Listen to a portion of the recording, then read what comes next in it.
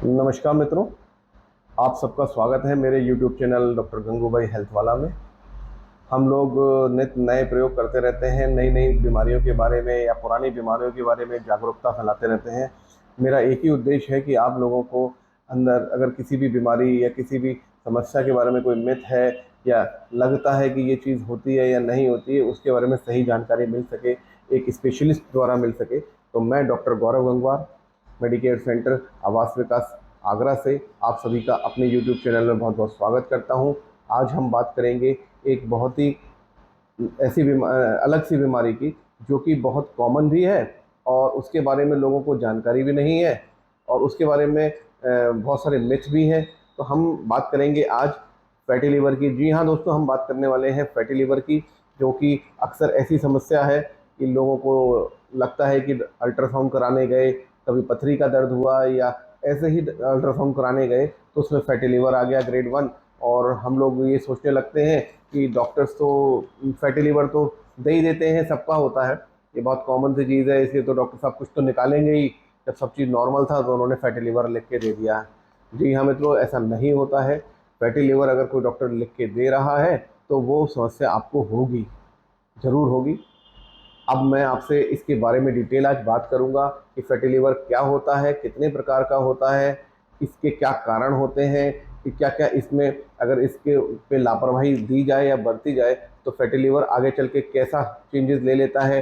और fatty liver के आगे भी अगर हम नहीं सुधरें, अपनी चीज़ों को नहीं लाइन पे लाएं या इस पर नज़र नहीं रखें तो ये एक काफ़ी घातक समस्या बन सकती है। तो हम लोग आज इस चीज़ के बारे में बात करेंगे, फैटी लिवर क्या है।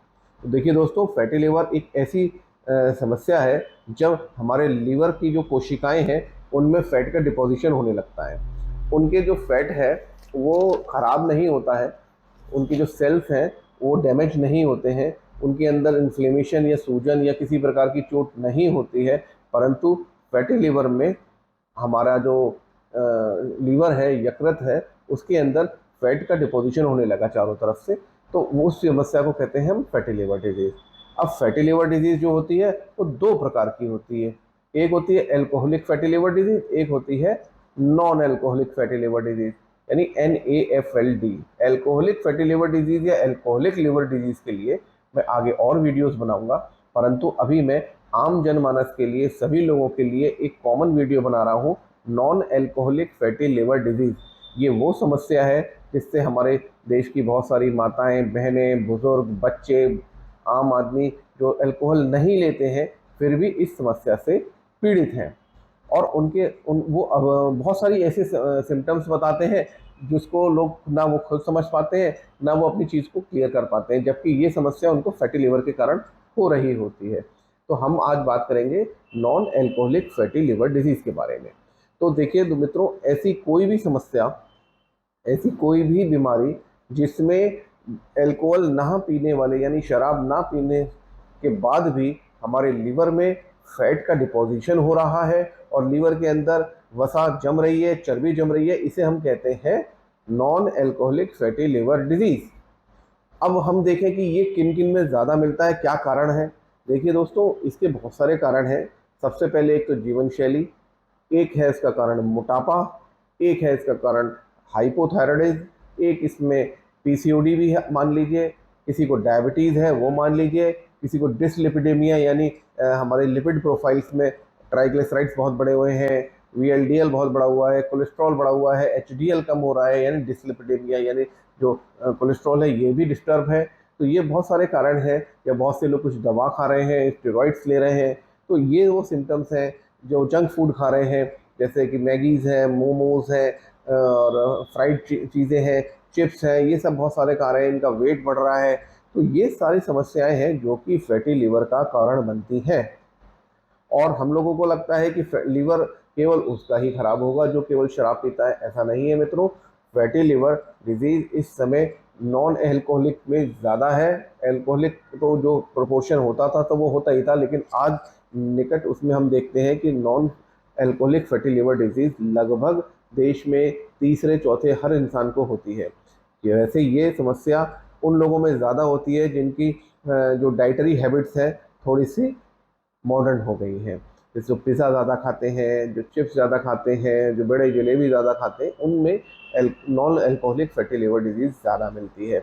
ऐसे ही जो लोग प्रोटीन ज़्यादा खाते हैं, एक्सरसाइज ज़्यादा करते हैं, जिनको मेहनत करनी है, जैसे अफ्रीकन सब कॉन्टिनेंट के लोग हैं, यहाँ पर आज भी बहुत मेहनती लोग हैं, बहुत मेहनत से खदानों में काम कर रहे हैं, वहाँ के लोगों में non alcoholic fatty liver disease मात्र 8 से 10% है, जबकि मेडिटेरेनियन में, इंडियन सब कंटिनेंट में, पंजाब जैसी जगहों में जहाँ पर बहुत ही रिच फूड खाया जाता है, वहाँ पर ये समस्या 20 से 30% तक होती है। तो ये तो वो चीज़ हुई, हमने अब बात करी कि non alcoholic fatty liver disease क्या होती है और किन किन कारणों से, जो हमने बताया, थायराइड होगा अगर आपको, आपको ब्लड प्रेशर की बीमारी है, आपको डायबिटीज़ की बीमारी है, अगर आपको पीसीओडी की बीमारी है, अगर आपकी डिसलिपिडीमिया है, तो आप प्रोन होंगे फैटी लिवर के लिए। इसके बाद हम बात करेंगे कि इसके सिम्टम्स क्या होते हैं। तो non alcoholic fatty liver disease यानी NAFLD के देखा जाए तो शुरुआत में कोई सिम्टम ही नहीं होता। ये तो बस अचानक से पता चलता है, एक्सीडेंटली पता चलता है, जब आपने डॉक्टर के पास किसी बीमारी के कारण गए और डॉक्टर्स ने कुछ जांच कराई, उसमें अल्ट्रासाउंड में आ गया ग्रेड 1 फैटी लिवर डिजीज़, या ये आ गया कि SGOT-PT पे बढ़े हुए थे तो डॉक्टर ने कहा एक बार अल्ट्रासाउंड करा लो। तो ये तो देखा जाए इसका कोई भी शुरुआती सिम्टम नहीं होता है। लेकिन अगर ये बनी रहती है तो एक और सिम्टम है जो हम लोग मिस करते हैं या हम लोग महसूस करते हैं लेकिन हम पहुंच नहीं पाते। क्या ये भी वही कारण है? दोस्तों, एक चीज़ की हर समय थकान रहना, यानी फटीग, मतलब आप 8 घंटे की नींद भी पूरी कर रहे हैं, रोज में ऐसा हो रहा है, लेकिन आप फिर भी उठते हैं तो आप फ्रेश नहीं उठते। आपको लगता है कि अभी भी शरीर में बहुत थकान है, थोड़ा देर और लेट लेता। कोई भी काम करने में आपको थकान महसूस होती है, कमज़ोरी महसूस होती है। तो ये मॉर्निंग फैटीग जो है, ये भी एक बहुत कॉमन सिम्पटम नज़र आता है NAFLD में। ये आप नोट करिएगा। इसके अलावा बहुत सारी चीज़ें हैं कि बहुत रेयरली किसी को लगेगा जो ये कहेगा कि मेरे ये सीधे हाथ पे पसलियों के नीचे दर्द होता है डॉक्टर साहब, ये बहुत ही कम है, हर समय नहीं, एक अजीब सा डिस्कम्फर्ट रहेगा। तो ये चीज़ें हैं, लेकिन अमूमन ज़्यादातर NAFLD में कोई सिम्टम साइन नहीं होता है। उसके बाद जो आता है वो है मॉर्निंग फैटीग यानी थकान रहना।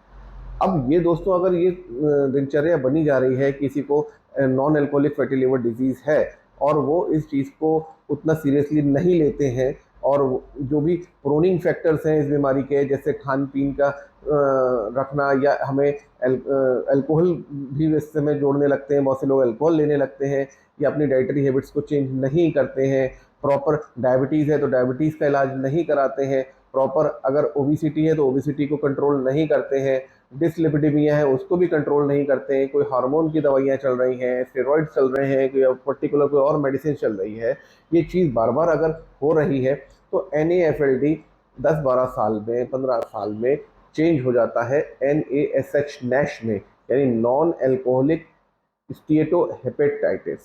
तो ये क्या समस्या होती है? नैश वो समस्या होती है जिसमें हमारे लीवर के जो सेल्स हैं, कोशिकाएं हैं, वो डैमेज होने लगेंगे।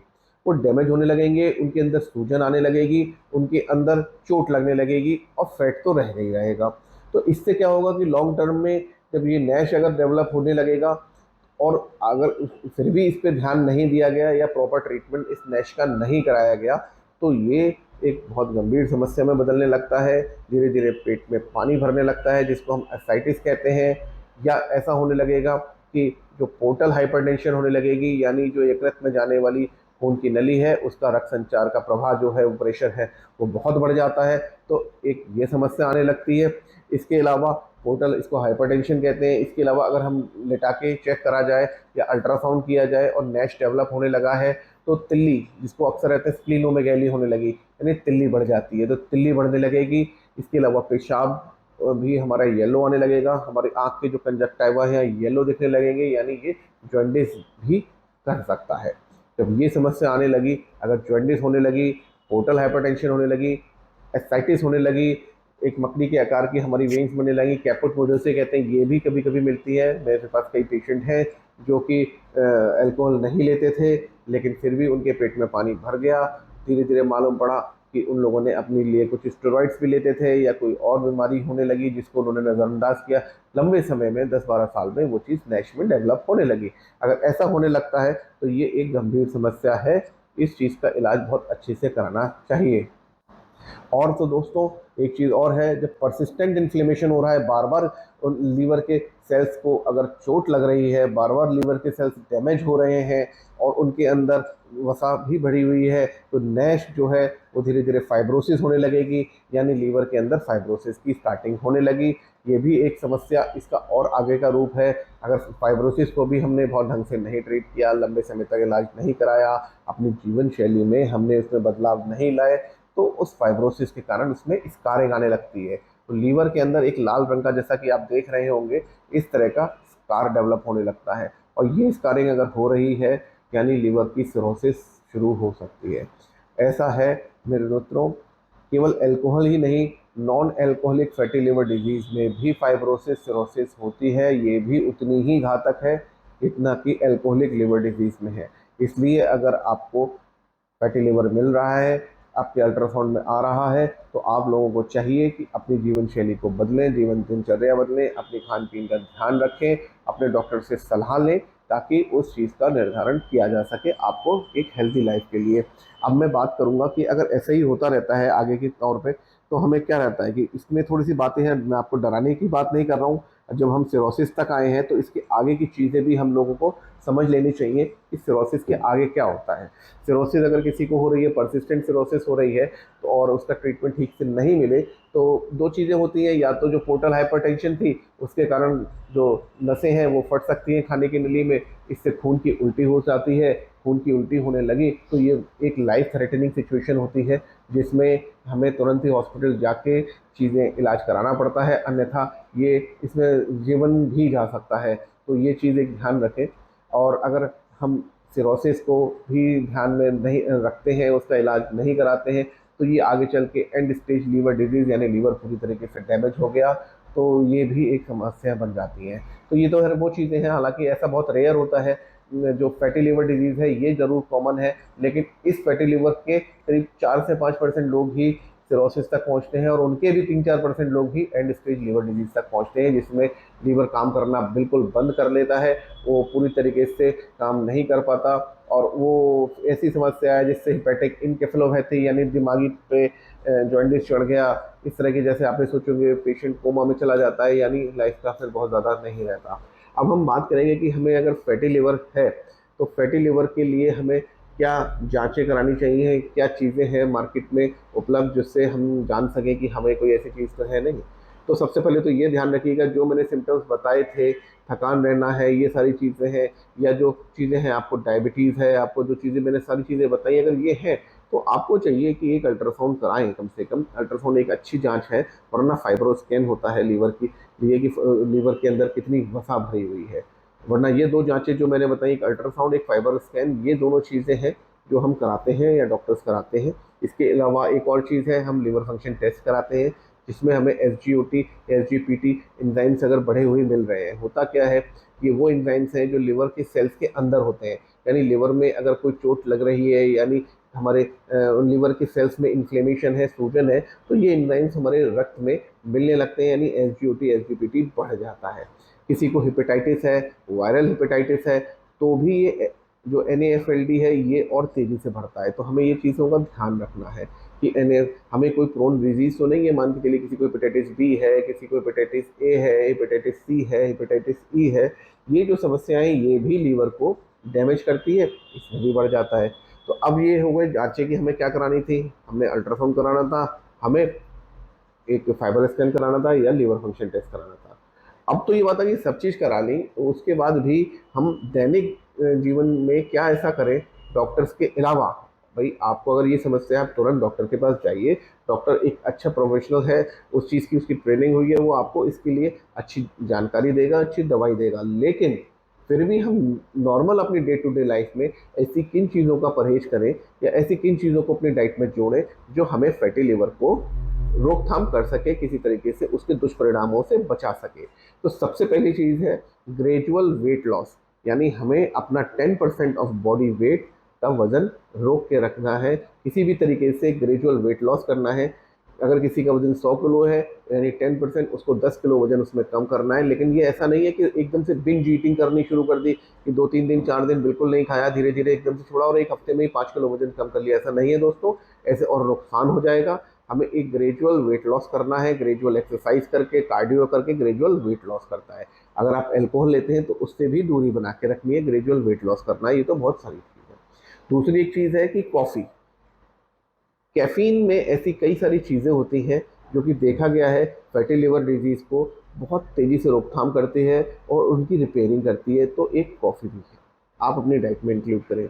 विटामिन ई युक्त चीज़ें, एंटीऑक्सीडेंट युक्त चीज़ें आपको अपनी डाइट में इंक्लूड करनी है। ये भी लीवर की सेल्स की अच्छी खासी रिपेयरिंग करते हैं। इन चीज़ों का विशेष ध्यान रखें।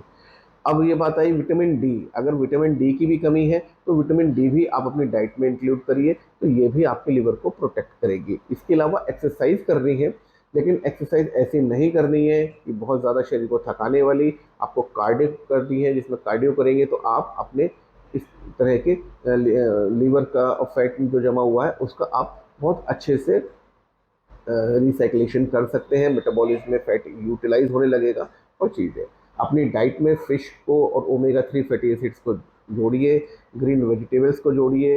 ये सारी चीज़ करेंगे और इसके बाद भी अगर फैटी लिवर बना हुआ है तो तुरंत ही डॉक्टर से संपर्क करिए। डॉक्टर्स के पास ऐसी बहुत सारी दवाइयाँ हैं और ऐसी बहुत सारी जानकारियाँ होती हैं जिससे वो आपके इस फैटी लिवर को रोकने में, इसके दुष्परिणामों से बचाने में आपकी सहायता करेंगे। तो आज हमने देख लिया कि फैटी लिवर एक साधारण समस्या है, लेकिन इसका इलाज अगर नहीं कराया जाए तो ये काफ़ी खतरनाक भी रहता है। तो दोस्तों, इसी तरीके से बने रहिए मेरे यूट्यूब चैनल पे। बहुत सारी चीज़ों को आप खुद समझिए, अपने दोस्तों को समझाइए। मेरे चैनल को लाइक करिए, शेयर करिए, सब्सक्राइब करिए और दोस्तों को बताइए। खुद भी फिट रहिए, अपने दोस्तों को भी फिट रखिए, क्योंकि आप अगर फिट रहेंगे तभी हेल्थी रहेंगे, तभी आप हैप्पी रहेंगे। नमस्कार।